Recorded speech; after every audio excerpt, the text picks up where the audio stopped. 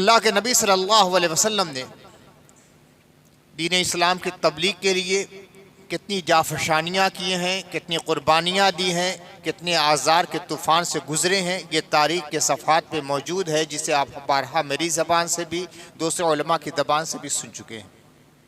مقصد کیا تھا محمد رسول اللہ صلی اللہ علیہ وسلم کی بعثت طیبہ کا؟ اللہ خود فرماتا ہے هو الذی ارسل رسولہ بالہدی ودین الحق لیظہرہ علی الدین کلہ۔ وہی خدا ہے جس نے اپنے رسول کو ہدایت کے ساتھ، دین حق کے ساتھ بھیجا ہے دنیا میں، تاکہ تمام ادیان پر دین اسلام کو غالب کر دے۔ اللہ کے نبی صلی اللہ علیہ وسلم نے اسلام کو مکمل طریقے سے دنیا کے سامنے پیش کیا، اور 23 سال کی آپ حیات ظاہری کی مدت میں عرب کے اکثر خطوں تک اسلام پہنچ گیا۔ اللہ کے نبی صلی اللہ علیہ وسلم کے بعد آپ کے خلفائے راشدین بالخصوص حضرت سیدنا ابو بکر صدیق، حضرت سیدنا عمر فاروق، حضرت سیدنا عثمان غنی، حضرت سیدنا مولائے کائنات، حضرت سیدنا امام حسن، اور اس کے بعد کے عہد کے سلاطین کے زمانے میں اسلام پھیلتا رہا، پھولتا رہا، بڑھتا رہا، پوری عالم پہ چھاتا رہا، یعنی عرب و عجم میں ایک مشعل نور بن کر شریعت اسلامیہ چمکتی رہی اور لوگوں کو رائے ہدایت روشن کرتی رہی۔ جب جب انسان کو ضرورت پڑی ہدایت کی، اب کوئی نبی تو آنے والا نہیں، اللہ اپنے ولیوں کو بھیجتا رہا، مبلغین کو بھیجتا رہا، دعات کو بھیجتا رہا، مجاہدین اسلام کو بھیجتا رہا، علماء ربانیین کو بھیجتا رہا، صوفیاء اسلام کو بھیجتا رہا۔ وہ ہندوستان جہاں حضرت سیدنا آدم علیہ السلام نے جنت سے اترنے کے بعد پہلا قدم رکھا تھا، وہ ہندوستان جہاں پورے روئے زمین میں سب سے پہلے لا الہ الا اللہ کی صدا گونجی تھی، وہ ہندوستان جہاں کی سرزمین سب سے پہلے سجدے سے آشنا ہوئی تھی کہ حضرت آدم علیہ السلام اسی زمین پر آئے تھے اور سجدہ کیا تھا، اللہ کا پیغام دہرایا تھا، اذان کے کلمات ادا کیے تھے، نمازیں پڑھی تھی، تسبیح و تکبیر و تحلیل کے نغمات سے سب سے پہلے زمین پہ کوئی خطۂ زمین اگر روشناس ہوا تھا تو وہ ہندوستان کی سرزمین تھی۔ یہی ہندوستان تھا جس کے بارے میں اللہ کے نبی صلی اللہ علیہ وسلم نے فرمایا تھا، مجھے ہند سے ٹھنڈی ہوائیں آتی ہوئی محسوس ہوتی ہیں۔ اقبال نے کہا تھا نا، میرے عرب کو آئی ٹھنڈی ہوا جہاں سے، میرا وطن وہی ہے، میرا وطن وہی ہے۔ تو اللہ کے نبی صلی اللہ علیہ وسلم کو ایک خاص انس تھا اس زمین ہند سے۔ حضرت سیدنا امام علی مقام امام حسین علیہ السلام جب کربلا میں مجبور کر دیے گئے رکنے کے لیے، تو حضرت امام حسین نے فرمایا تھا کہ اے لوگو، جہاں سے میں آیا ہوں وہاں مجھے واپس چلے جانے دو، یا مجھے ہندوستان چلے جانے دو، یا مجھے یزید کے یہاں چلو، میں سامنے جا کے بات کرتا ہوں اس سے۔ 3 مطالبات کیے تھے، یا تو جہاں سے آیا ہوں مکہ و مدینہ سے وہاں چلے جانے دو، عافیت کے ساتھ میں زندگی گزاروں، یا ہندوستان چلے جانے دو۔ ہندوستان کا انتخاب کیوں کیا؟ دنیا میں بڑے بڑے ملک تھے، بڑے خوبصورت ممالک تھے، خوشبوؤں سے بھرے ہوئے ممالک، لیکن میرے عرب نے یہ کیوں کہا کہ ہندوستان سے مجھے ٹھنڈی ہوائیں آتی ہوئی محسوس ہوتی ہیں، ٹھنڈی ہوائیں آتی ہوئی محسوس ہوتی ہیں۔ 500-600 سال کے بعد ہندوستان میں جو ماحول بننے والا تھا، محمد رسول اللہ صلی اللہ علیہ وسلم کے ذوق نے اسے پہلے ہی محسوس کر لیا تھا کہ ہندوستان ایک دن اسلام کا ایک بہت بڑا مرکز بننے والا ہے، اور اس کے آثار و علائم رفتہ رفتہ پیدا ہوتے چلے گئے۔ 6 صدی ہجری کا واقعہ ہے۔ 6 صدی عیسوی میں محمد رسول اللہ صلی اللہ علیہ وسلم کی ولادت باسعادت ہوئی ہے، 6 صدی عیسوی میں، اور 6 صدی ہجری میں ایران کے ایک علاقہ جو کہ خراسان سے متصل تھا، جس کا نام سجستان بھی کہا گیا ہے، سنجر بھی کہا گیا ہے، سجز بھی کہا گیا ہے، ایک بچہ پیدا ہوتا ہے۔ حسینی سادات کا گھرانہ ہے کہ 11 پشتوں کے بعد یہ نسل امام حسین سے جا کر ملتی ہے۔ اس گلشن سادات میں ایک نہایت خوبصورت پھول مہکتا ہے، والدین نے اس کا نام حسن رکھا، چونکہ والدہ کا سلسلہ نسب امام حسن تک ملتا ہے، والد کا سلسلہ نسب امام حسین تک ملتا ہے، یعنی یہ پیدا ہونے والا بچہ نجیب الطرفین تھا، باپ کی طرف سے بھی سید تھا، ماں کی طرف سے بھی سید تھا، باپ کی طرف سے حسینی سید، ماں کی طرف سے حسنی سید. تو ماں نے کہا کہ چونکہ میرے جد امجد کا نام امام حسن ہے لہذا میرے اس گلے نو شگفتہ کا نام حسن ہوگا. حسن، سید حسن ابن غیاث الدین. بچہ بڑا ہوتا ہے، ذکاوت، فراست، فطانت، تدبر، تعقل، شریعت کی پابندی، حب خدا و رسول، ورع، تقوی، زہد بچپن ہی سے اس کی زندگی میں شامل ہو جاتے ہیں. 7 سال یا 9 سال کی عمر میں پورا قرآن حفظ کر لیا. گھر کا ماحول عالمانہ، والدہ ولیہ متقیہ، حضرت سیدنا فاطمہ زہرا کی کنیز، ان کی اولاد، والد گرامی حضرت سیدنا امام حسین کی اولاد. ان کا علم بھی ہے، ان کا تقوی بھی ہے، ان کی ولایت بھی ہے، ان کی سیادت بھی ہے. یہ بچہ سب کا امین بنتا ہے، وارث بنتا ہے. شریعت کا ابتدائی علم اپنے والد گرامی غیاث الدین سے حاصل کرتا ہے وہ بچہ. 15 سال کی عمر ہے، الفوان شباب کی دہلیز پر ابھی پہلا قدم رکھا ہے، والد گرامی کا سایہ سر سے اٹھ جاتا ہے. اللہ تعالیٰ اپنی آغوش کفالت میں لے لیتا ہے. یہ خدا کا بھی عجیب انتظام ہے. جس کے ذریعہ بہت بڑا کام لینا ہوتا ہے، بارہا ایسا ہوا ہے کہ اس کے اوپر سے ہر سایہ اٹھا دیا، اپنے کرم کا سایہ ڈال دیا ہے. محمد رسول اللہ صلی اللہ علیہ وسلم ابھی دنیا میں تشریف نہیں لائے ہیں، یتیمی سے دو جار کر چکے ہیں کہ اس در یتیم کو کونین میں چمکنا تھا. اللہ نے اپنی کفالت میں لے لیا. وَوَجَدَكَ عَائِلًا فَأَغْنَىٰ، علم یجد کا یتیماً فآویٰ، کہ اللہ نے آپ کو یتیم نہیں پایا تو ٹھکانہ دیا. ٹھکانہ دینے والا میں، دستگیری کرنے والا میں، کفالت کرنے والا میں، پرورش کرنے والا میں. اسی طرح اللہ تعالیٰ نے بغداد میں جب اسلام کی اشاعت کا ارادہ فرمایا ہے تو حضرت سیدنا شیخ عبدالقادر جیلانی کو بغداد کی ہدایت کے لیے جو بھیجا تو ان کے سر سے بھی یتیمی، ان کے سر سے بھی والد کا سایہ پہلے ہی اٹھا دیا، یتیمی سے دو چار ہو گئے، اپنی کفالت میں اللہ نے لے لیا.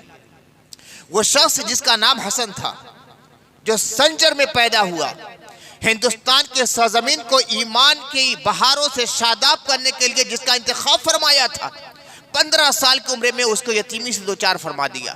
اب اللہ کی کفالت ہے، اللہ کی تربیت ہے، اللہ کی ربوبیت ہے، اللہ کی حفاظت ہے.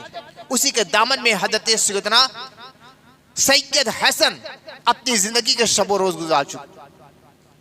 اور 2-4 سال کا عرصہ گزرتا ہے. واقعہ ایسا ہوتا ہے، میں کئی بار بیان کر چکا ہوں، ابراہیم مرزوق قلندر کا. دنیا سے دل اچاٹ ہو گیا. دل میں ایک شعلہ محبت لپکتا ہے، ایک پیاس بے قرار کرتی ہے، تشنہ لوی ہے، بے چین کر دیتی ہے.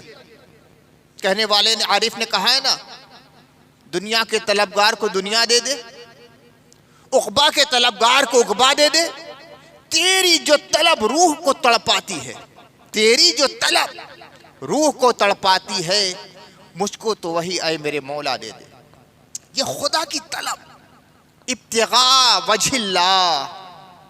قرآن میں جگہ جگہ ابتغاء وجہ اللہ، یہ مخلصین اور خاصان حق کا یہ انداز عبادت ہوتا ہے. صرف اللہ کو چاہتے ہیں، نہ دنیا نہ آخرت، نہ عزت نہ شہرت، نہ دولت نہ سیادت، نہ سلطنت نہ حکومت، نہ مال کا ذخیرہ، نہ جنت کی طلب.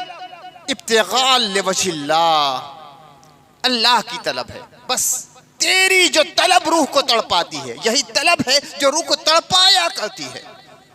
ابراہیم ادھم جیسے بادشاہ کو درویش بنا دیتی ہے.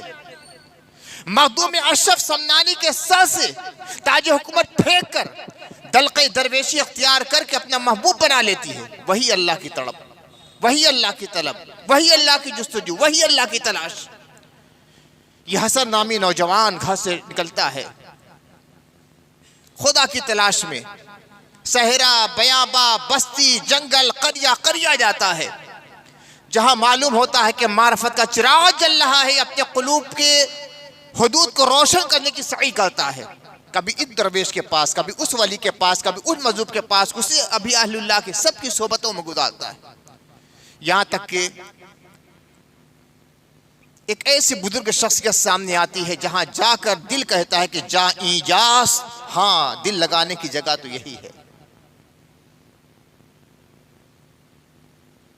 حضرت سیدنا خواجہ غریب نواز، خواجہ غریب نواز کا لقب تو بعد میں بلا، نام تو ابھی حسن تھا، حسن، خوبصورت، ہر اعتبار سے خوبصورت حسن تھا۔ اپنے پیر مرشد کی بارگاہ میں کچھ دن گزارتے ہیں، پیر مرشد کے ساتھ سفر کرتے ہیں، سیاحت کرتے ہیں، اللہ تعالیٰ کی قدرت کے نمونے دیکھتے ہیں۔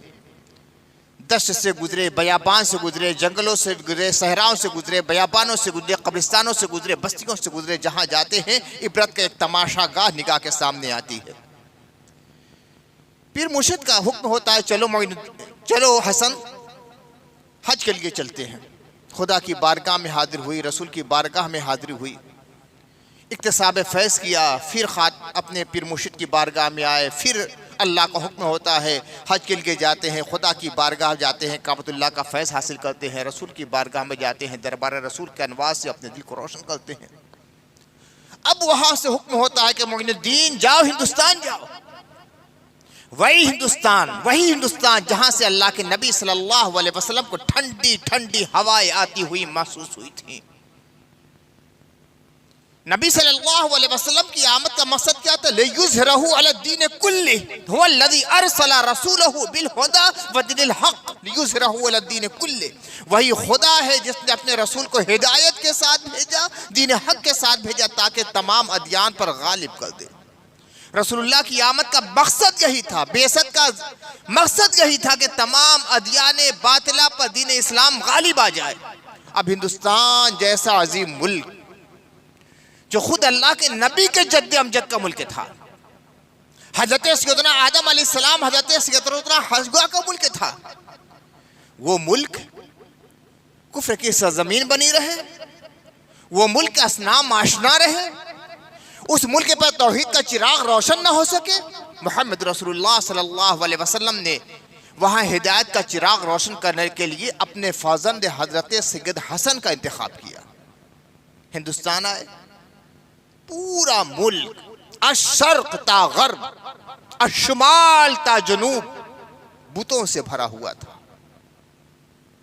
کفر کی ادیاری ہر طرف چھائی ہوئی تھی، شرک کا تسلط تھا، بدعات، خرافات، سحر، جادو، ٹونا، کہانت، اصنام پرستی ہر طرف ڈیرا ڈالی ہوئی تھی۔ بس چند مسلمان ہندوستان میں تھے۔ ان کی مثال ایسی تھی جیسے کہ جنگل کی برسات کی تاریک رات ہو، کہیں کہیں کوئی جگنو چمک جائے۔ ایسے ماحول میں حضرت سیدنا حسن، جن کو اللہ تعالیٰ نے معین الدین بنا کے ہندوستان میں بھیجا، دین کی مدد کرنے والا۔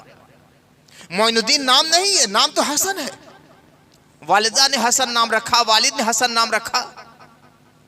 معین الدین دین کی مدد کرنے والا، دین کی اعانت کرنے والا، دین کی نصرت کرنے والا، دین کے بالوں پر پھیلا دینے والا۔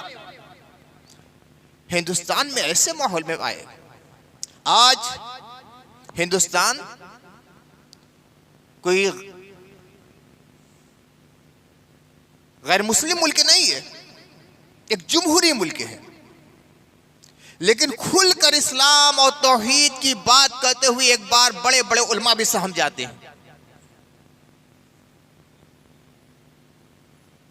آج 20 کروڑ مسلمان ہندوستان میں ہیں، سوچنا پڑتا ہے 10 بار کی کیسے اپنی بات کہیں۔ ایسے ماحول میں مزاج کیا بنتا ہے؟ اگر خدا تعالی کی مدد اور تائید حاصل ہو تو آدمی 2 الفاظ اپنی زبان سے ادا نہ کر سکے۔ ابھی گزشتہ سال 27 رجب کو میرا خطاب مسجد جان بافی میں ہوا، معراج النبی کے سلسلے میں۔ ہر طرف وہی، ہر طرف ہزاروں کی تعداد میں، میداگن سے لے کر وہاں تک تاتا بدھا ہوا تھا، ہر طرف راستے بند۔ بغل کے معبد میں جو نعرے لگ رہے تھے رات بھر، وہ بھی سامنے تھے۔ ایسے عالم میں تحریر کرنا میں جانتا ہوں کہ کتنا مشکل کام ہے۔ الحمدللہ اللہ تعالیٰ نے زبان پہ کلمہ حق جاری فرما دیا، بلا جھجک، بلا خوف، میں مسلسل تقریر کرتا رہا. اس ماحول کو دیکھ کر انداز لگتا ہے کہ خواجہ غریب نواز نے سرزمین ہند پر جب قدم رکھا تھا تو اسلام کی تبلیغ کرنا کتنا مشکل تھا. بادشاہ مخالف، پورا سماج مخالف، پورا ماحول مخالف، دوسرے مذاہب کے مذہبی رہنما مخالف.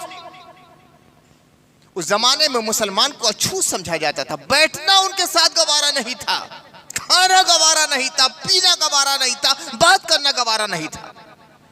ایسے عالم میں حضرت سید حسن، جن کو معین الدین بننا تھا، خواجہ خواجگاہ بننا تھا، سلطان الہند بننا تھا، پورے عظیمت کے ساتھ، پورے ثبات قدمی کے ساتھ، پورے استقامت کے ساتھ، پورے ایمانی جوش اور ولولہ کے ساتھ، محمد رسول اللہ کا حکم لے کر، مولائے کائنات علی مرتضیٰ کی دعائیں لے کر،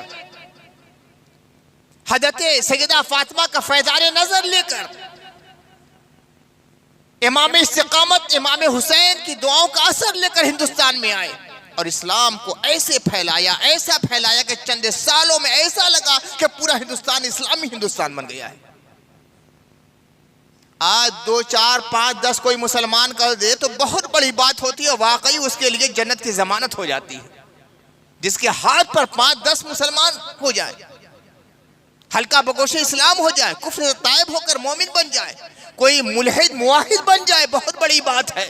جنت کے دروازے اس کے لیے کھل جائے، سعادتوں کی راہیں اس کے لیے آسان ہو جائیں. مگر وہ میرے خواجہ غریب نواز سے 9 کی بات نہیں ہے، 900 کی بات نہیں ہے، 9000 کی بات نہیں، 90,000 کی بات نہیں، 9 لاکھ کی بات نہیں. ان کے ذریعہ اور ان کے مریدین و خلفاء کے ذریعہ 90 لاکھ کافر مسلمان ہوئے ہیں. 90 لاکھ کتنا بڑا کارنامہ یہ ہے. 9 کسی کافر کو مسلمان بنا دے تو بہت بڑی بات ہے. وہ سعید ہے، بلند بخت بن جاتا ہے. مگر جس خواجہ خواجگاہ کے ذریعہ، ان کے خلفاء کے ذریعہ، ان کے مریدین کے ذریعہ، ان کے پھیلائے ہوئے مشن کے ذریعہ 90 لاکھ لوگ ہلکا بگوش اسلام ہو جائے تو کتنی بڑی سعادت کی بات ہے. کیسے یہ اسلام پھیلا؟ سب سے بڑی بات یہ ہے کہ اللہ نے اس کا انتخاب کیا تھا. اسی لیے محمد رسول اللہ نے ہندوستان میں اسی لیے بھیجا تھا. ان کے اسلاف، ان کے اجداد، ان کے بزرگوں کی دعائیں ان کے ساتھ تھی، اور ساتھ ہی ساتھ وہ عزم تھا، وہ حوصلہ تھا کہ میں نبی کی اولاد ہوں، میں حسنی حسینی سید ہوں، نبی کا وارث ہوں. تو نبی صلی اللہ علیہ وسلم کا جو مشن تھا اس کو پھیلانا ہمارا کام ہے. هو الذی ارسل رسولہ بالہدی ودین الحق لیظہرہ علی الدین کلہ. میرے نانا جان حضور محمد رسول اللہ کو اللہ نے اس لیے مبعوث فرمایا تھا کہ ہدایت کا چراغ روشن کرے، دین حق لوگوں کے سامنے پیش کرے اور تمام ادیان باطلہ پر اسلام کو غالب کر دے. میرا یہ فرض بنتا ہے ان کے وارث کی حیثیت سے. اس لیے ہندوستان میں اسلام کو پھیلایا. وہ تھے ان کے جو متعلقین تھے، ان کے ساتھ رہنے والے درویش تھے. کیا تھا ان کے پاس؟ دولت تھی؟ نہیں. کیا محل ان کے پاس تھا؟ ارے درختوں کے سائے میں یہ رات گزارتے تھے. پھر کچھ جھوپڑیاں بنا لی، کٹیا بنا لی، اسی میں رہنے لگے. کبھی مل گیا تو کھا لیا، ورنہ اللہ کے نام پہ روزہ رکھ رہے ہیں. کہاں ہے وہ لوگ جو کہتے ہیں کہ اسلام تلوار کے زور سے پھیلا ہے؟ خواجہ خواجگاہ ہندوستان میں اسلام پھیلنے والے صوفی کون سی تلوار لے کر آئے تھے؟ نہ نیزہ تھا، نہ بھالا تھا، نہ تیر تھا، نہ ترکش تھا، نہ تلوار تھا، نہ حربہ تھا، کچھ نہیں تھا. مگر سب کچھ تھا.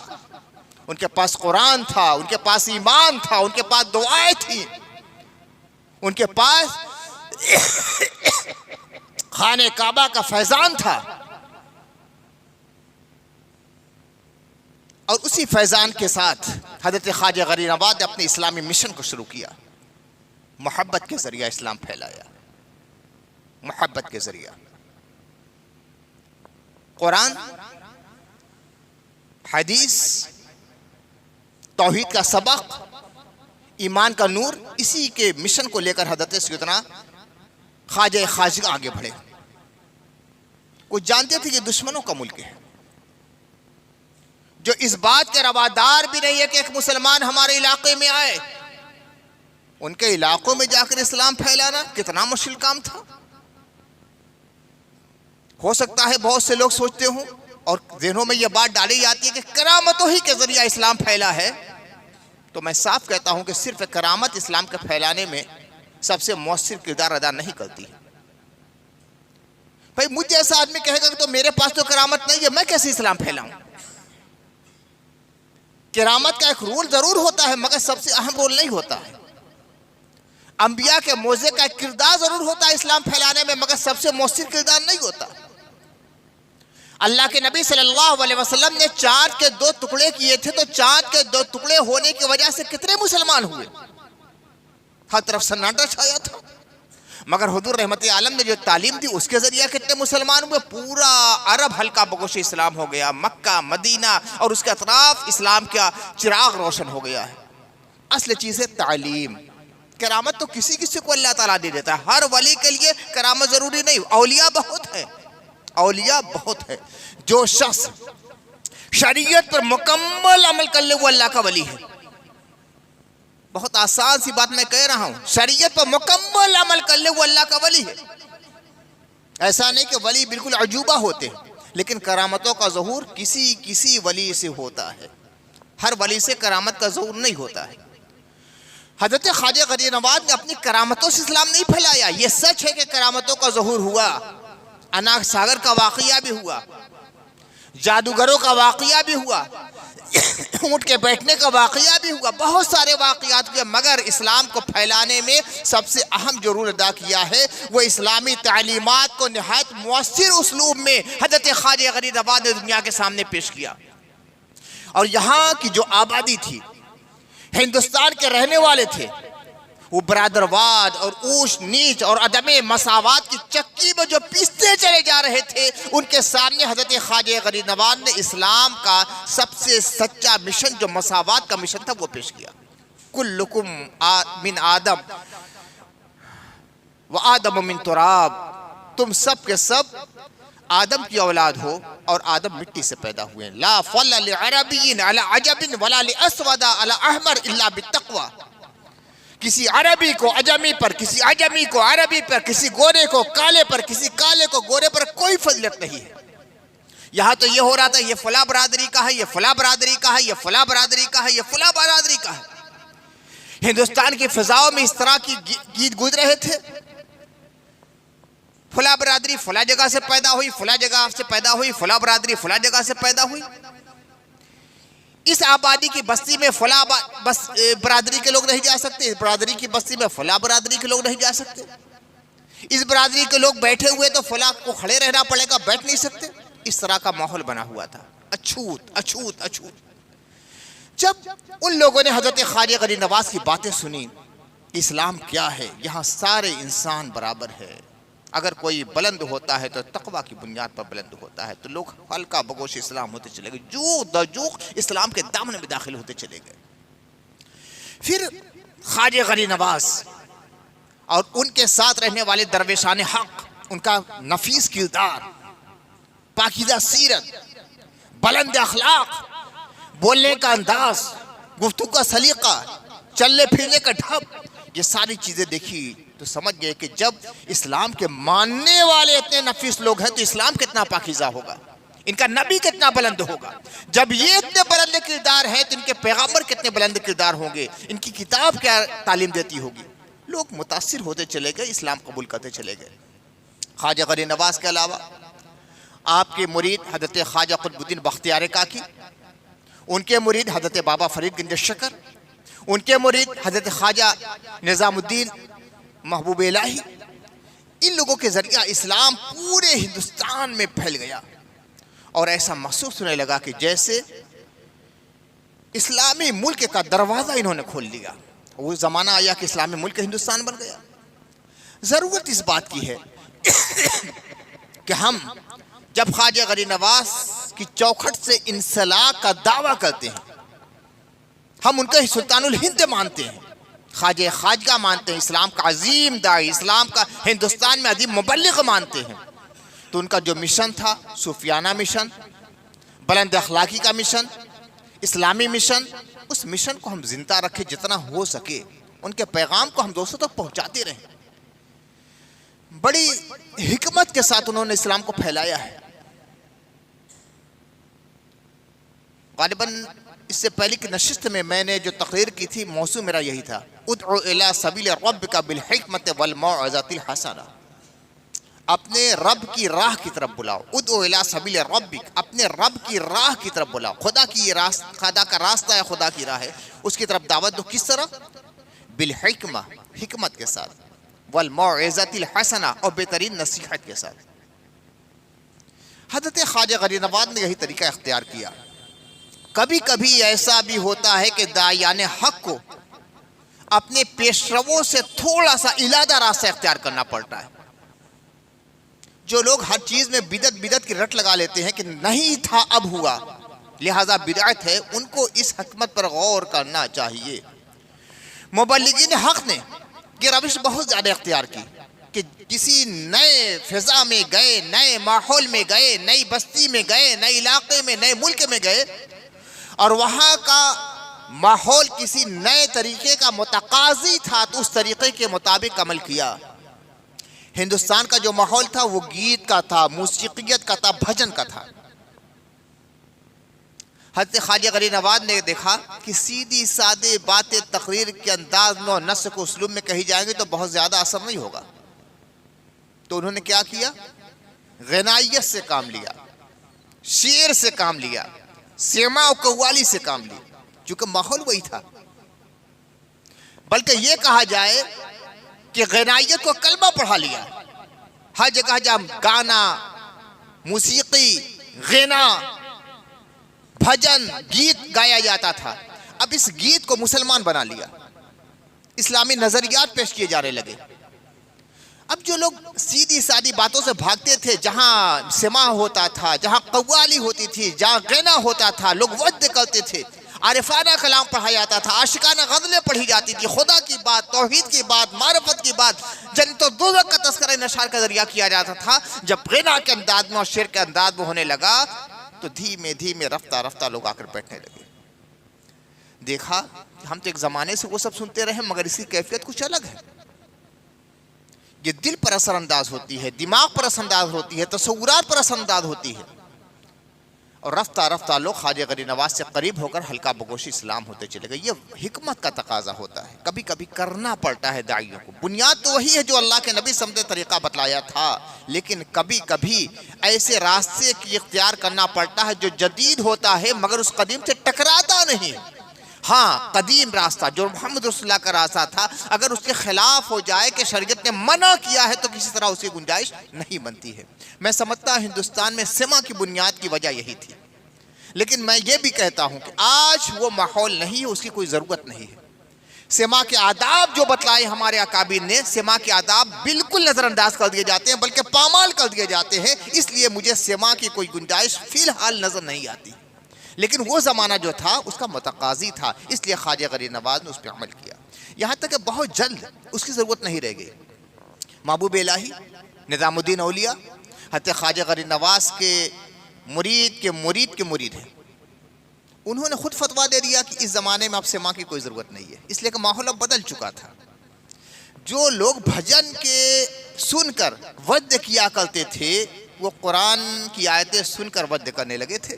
اب ماحول بدل چکا تھا، اس لیے حضرت نظام الدین اولیاء نے منع فرما دیا۔ یہ الگ ہے کہ چشتی بزرگ اس پر عمل کرتے رہے لیکن آداب کے ساتھ۔ آج تو بچوں کا کھیل بن چکا ہے سما، بچوں کا کھیل بن چکا ہے، لہذا جس قدر ہو سکے اس سے گریز کرنا چاہیے۔ اسی لیے والد گرامی ہمیشہ اس سے دور رہے، کبھی بھی سما کے قریب نہیں گئے، اگرچہ وہ چشتی بزرگ تھے، قادری بھی ہیں، چشتی بھی ہیں۔ والد گرامی حضرت علامہ کوثر ندوی قادری بزرگ بھی ہیں، چشتی بزرگ ہیں، مگر سما کے قریب کبھی نہیں گئے۔ اور ایک جملہ کہتے تھے، نہ ای کارمی کنم نہ ان کارمی کنم، نہ ای کارمی کنم نہ ان کارمی کنم، میں اس کا انکار بھی نہیں کرتا مگر یہ کام بھی نہیں کرتا۔ جس کو کرنا ہے کرے، ذوق ہے، وجد ہے، وہ کر رہا ہے مگر میں یہ کام نہیں کرتا۔ خیر یہ ایک جزوی بات تھی جو میں نے عرض کر دی۔ اللہ تعالی ہمیں اور آپ کو اسلام کو صحیح طریقے سے پھیلانے کی توفیق عطا فرمائے، اسلامی تعلیمات پر عمل کرنے کی توفیق عطا فرمائے، اور ساتھ ہی ساتھ دعا یہ ہے کہ جس ہندوستان کو حضرت خواجہ غریب نواز نے اسلام سے آشنا کیا، اللہ تعالیٰ اس ہندوستان کو خیر و عافیت کا مرکز بنائے رکھے، شر و فساد سے محفوظ رکھے، ظالموں کو ظلم سے، حاسدوں کے حسد سے محفوظ رکھے، اور امن و امان کا اسے گہوارہ بنا دے۔ وآخر دعوانا الحمدللہ رب العالمین۔